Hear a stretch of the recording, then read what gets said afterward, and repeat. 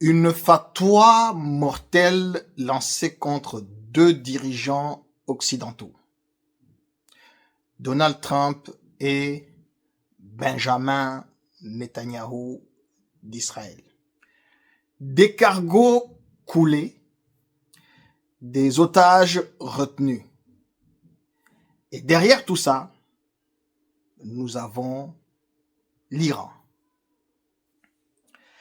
D'abord, une fatwa a été lancée contre le président des États-Unis, Donald Trump, et le premier ministre israélien, Benjamin Netanyahou. Le 30 juin dernier, Nasser Nakarem Shirazi, un grand ayatollah iranien, a lancé officiellement une fatwa contre Donald Trump et Benjamin Netanyahou. Il les accuse d'être des muharib, des grands ennemis de Dieu, une condamnation religieuse très lourde. Selon la jurisprudence islamique en Iran, cela peut justifier des peines allant jusqu'à la crucifixion. Eh oui, t'as bien entendu, jusqu'à la crucifixion.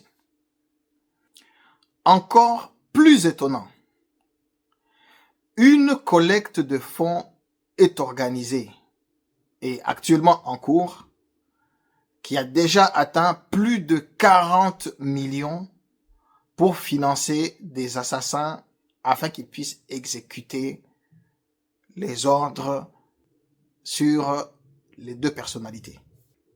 Et ce n'est pas une rhétorique. L'Iran a déjà effectué ce genre de fatwa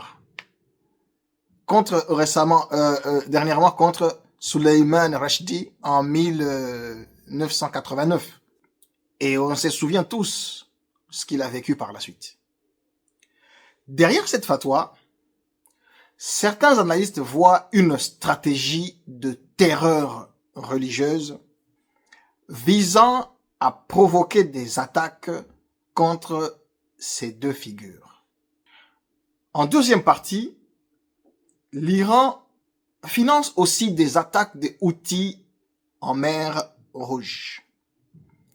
Du 6 au 9 juillet 2025, les rebelles Houthis du Yémen, financés par l'Iran, ont coulé 2 cargos en mer Rouge. Le Magic Seas et l'Eternity Sea. Le plus tragique, c'est l'Eternity Sea, où 15 marins restent jusqu'alors portés disparus. Certains ayant été capturés vivants, il y aurait eu des exécutions sommaires selon les sources diplomatiques européennes. Ces attaques sont revendiquées comme étant des représailles contre des bateaux liés à Israël ou bien aux États-Unis.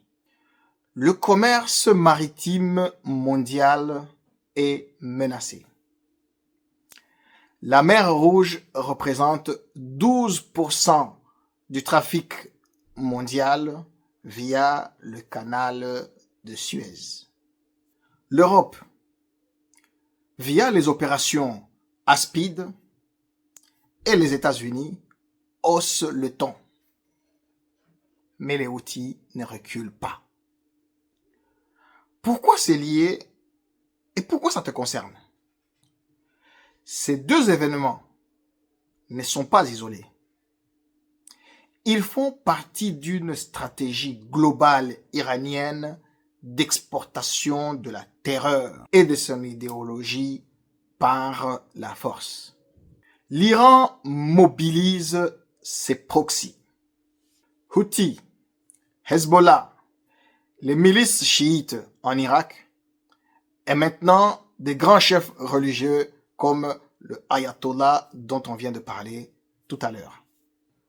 Et cette mobilisation vise à légitimer l'élimination à l'international de ses adversaires.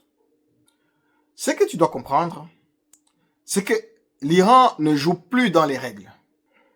On est dans une guerre asymétrique, hybride, où les cibles ne sont plus que militaires, mais peuvent être des civils également.